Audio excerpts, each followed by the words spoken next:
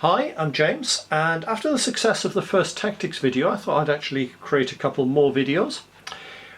This one is going to look at the section in attack. So basically, if you've seen the previous video looking at how the platoon attacked, this will now give the filling in the detail on the last part of that. Now, a section is made up of two parts. Now, the ones I'm using for this are the classic Cold War era British, which had a gun group and a rifle group. That changed with the introduction of the SA-80 rifle, at which point it became two equal fire teams. Now there were variants, you can see details on those in the videos I've actually put on British Army organisation during the Cold War. I'll put a link in the description and up on the top there. But basically we have the rifle group. Now the rifle group is made up of the corporal, who is in charge of the section, and 4 riflemen, one of which may or may not carry the Carl Gustav anti-tank weapon. I haven't included it in here because we're just looking at the infantry side.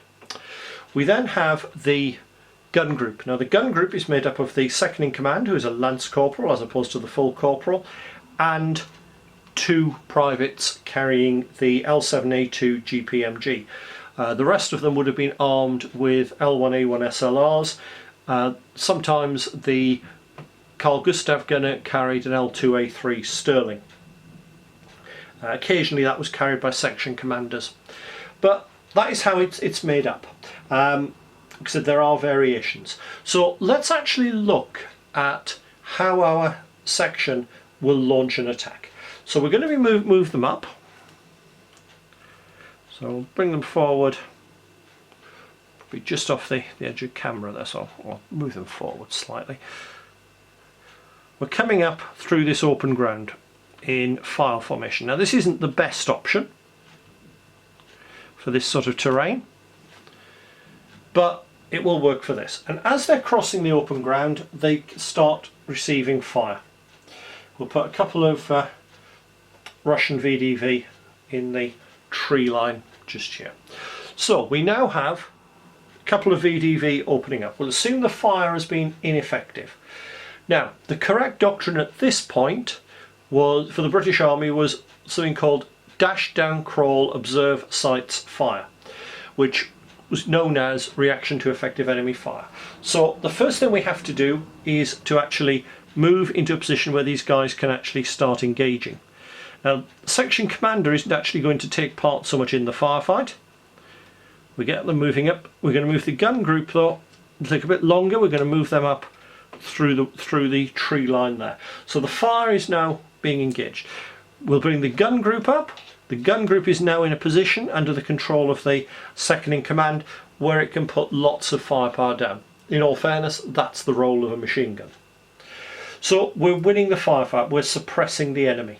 At this point, the section commander can move back slightly, just crawl back slightly. These may be crawling up to get into a better firing position.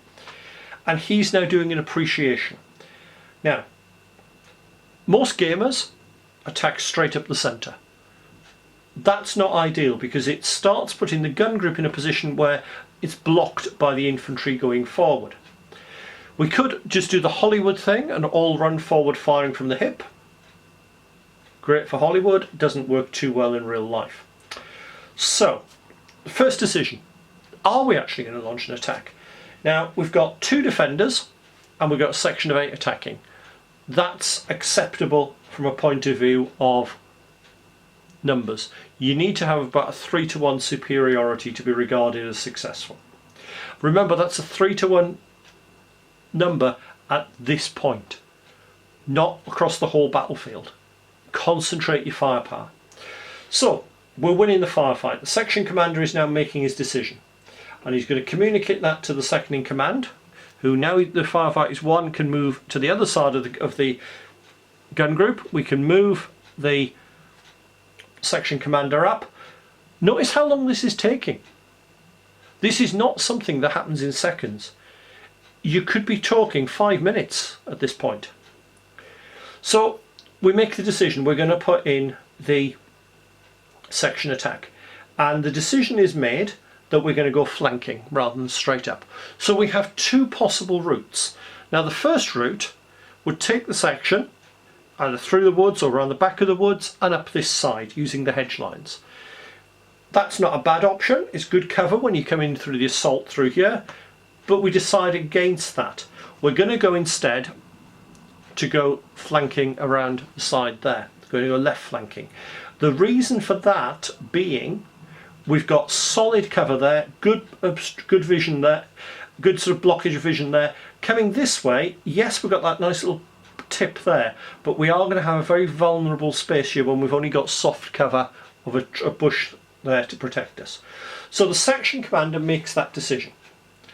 So he gives a quick appreciation to the second in command, gets up to his first guy and basically says, follow me. And what we're going to do is we're going to peel off. So he starts running this way. As he gets up, the second person starts to get up. He heads round here, and as he's passing the next one, he gives him the nod to follow. So he is now up and starting to move. Notice they're going round the back. So we'll keep moving round. Our next person's moving until we've now got our group all around to this point. While this is going on, the gun group is still engaging. We're still pouring fire on. And a machine gun with a rifle is probably going to suppress 2 infantry there. So we now do a quick brief as to what we're going to do. And we don't sprint, because if we're sprinting, we are going to find our troops moving up are going to be exhausted by the time they get into position. So we've closed up to there. Decision. Now we can see the ground a bit better. We can either go right the way around and hit them from the rear, but doing that we risk shots coming through, or we come through the wood line. So the decision is made to move up through the wood line. We get everybody up into a nice extended line, just back in from the edge of the wood, because if we're back in from the edge of the wood, the enemy can't see us. Firefight is still being won, so we now start moving forward. And we bring our people to the edge of the wood line. And now these join in the firefight. We're now going to break it down into pairs. This pair is going to stay static, this pair is going to move forward. And the section commander is going to move with them in this case. Option could be to wait there. We now reach the wood line. We've got the fire from here now is starting to slacken down because they're just starting to come into arc. Fire from there is still effective. So what we now do is break it down even further, and these now start working as a pair. One moves, the other one fires. This one moves, that one's firing. In the meantime, section commander's moving up as well. And we assault the position. Position is successfully assaulted. We've now cleared it. Now, time for common mistakes.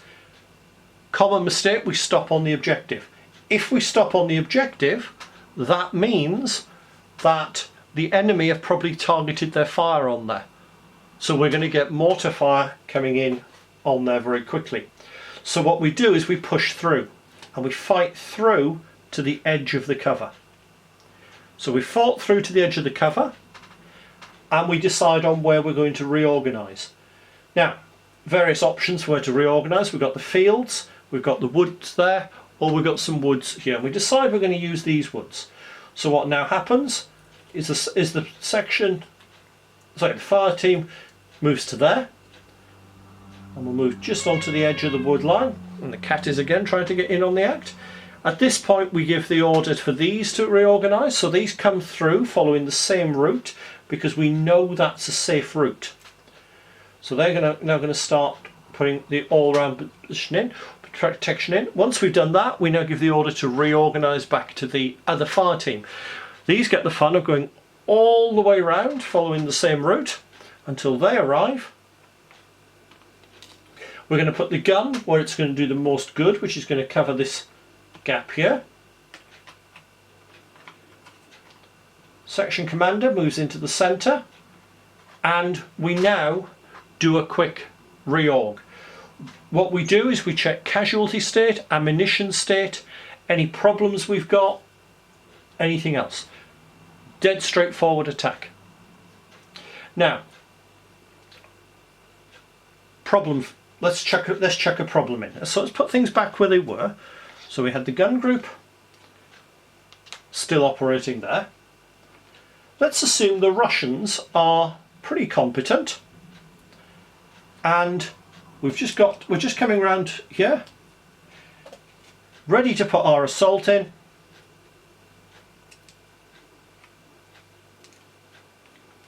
We're good to go, and at this point we come under more fire from behind this hedge line.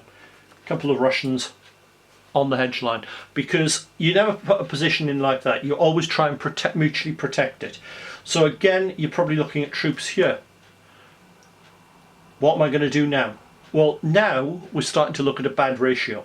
We could try and win a firefight here and then assault, but we're diluting our numbers that much. At this point, possibly the best option is to drop back and request support, get another section involved. So attacking the enemy like that, good plan, but commonest mistake in military thinking is to assume the enemy are going to do what we want them to do. So always bear in mind, think, what would I do if I was the enemy? And we will look at defensive tactics in another video. Hope that's been useful, and I'll see you soon for another video.